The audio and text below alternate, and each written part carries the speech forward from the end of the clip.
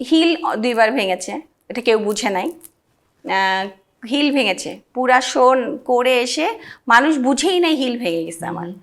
হ্যাঁ, আর একটা শোতে আমার 2টা হিলে ভেঙে গেছে। সো আমি টয়ের উপরে হাসছি, কেউ বুঝে নাই।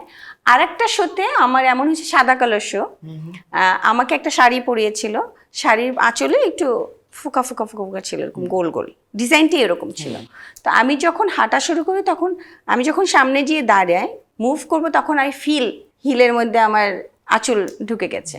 তা আমি ওইটাকে কিভাবে বের করব, আমার কথা ছিল আমি একটা টান দিব।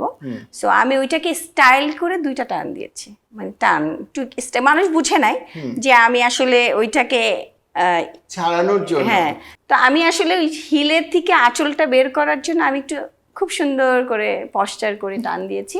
এবং যারা প্রফেশনাল সামনে বসেছিল, আমার মনে হয় গৌতম শাহ বসেছিল আমাদের স্টাইলিং করে, উনি বুঝেছে, হ্যাঁ আই স্টুডেন্ট, উনি বুঝেছিলেন যে কিছু একটা হয়েছে, যে টুম্পা এরকম, যেহেতু যারা রিহার্সাল দেখেছে তারা বুঝেছে।